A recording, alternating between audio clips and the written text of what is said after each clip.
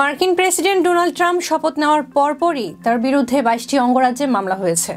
মার্কিন যুক্তরাষ্ট্রের 47তম প্রেসিডেন্ট হিসেবে গত সোমবারে শপথ নিয়েছেন ডোনাল্ড ট্রাম্প। এই শপথ অনুষ্ঠানের মাধ্যমে দ্বিতীয় মেয়াদে দেশটির রাষ্ট্র ক্ষমতায় বসলেন তিনি।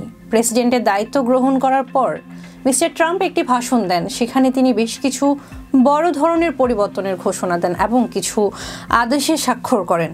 তেমনি যুক্তরাষ্ট্রের জন্মসূত্রে নাগরিকত্ব বাতিলের একটি আদেশে স্বাক্ষর করেন। তার এই সিদ্ধান্তের বিরুদ্ধে ইতিমধ্যে দেশটির 22টি অঙ্গরাজ্যে মামলা হয়েছে।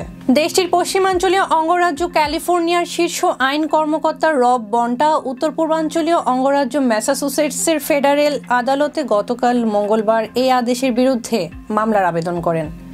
সেই আবেদনে স্বাক্ষর করেছেন ম্যাসাচুসেটস সহ আরও 20টি অঙ্গরাজ্যের অ্যাটর্নি জেনারেলরা।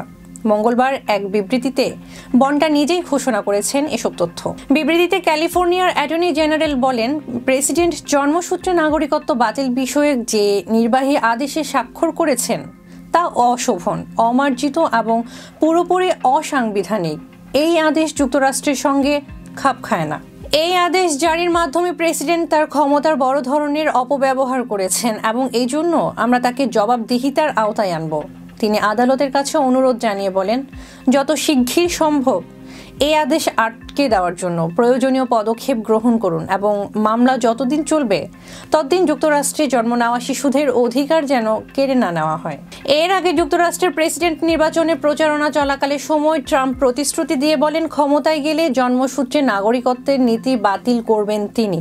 সোমবার প্রেসিডেন্ট হিসেবে শপথ নেওয়ার পর মঙ্গলবার বেশ কয়েকটি নির্বাহী আদেশে স্বাক্ষর করেন তিনি। তার মধ্যে জন্মসূত্রে নাগরিকত্ব বাতিলের আদেশও ছিল। ট্রাম্পের নির্দেশ অনুযায়ী যুক্তরাষ্ট্রে যদি অবৈধ অভিবাসীর সন্তান জন্ম নেয় তাহলে সেই শিশুরা আর মার্কিন নাগরিক হবেন না। এদিকে জন্ম নেওয়া শিশুর মা বাবা যদি বৈধভাবেই আমেরিকায় গিয়ে থাকেন কিন্তু তাদের মধ্যে কোনো একজন সেখানকার স্থায়ী বাসিন্দা নন, তাহলেও সেই শিশু মার্কিন নাগরিকত্ব পাবে না।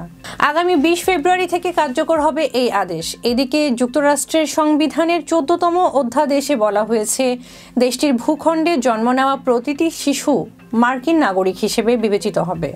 মূলত আফ্রিকা থেকে আসা কৃষ্ণাঙ্গ দাসের সন্তানদের স্বীকৃতি দিতে আজ থেকে 150 বছর আগে এই অধ্যাদেশ সংযোজন করা হয়েছিল মার্কিন সংবিধানে।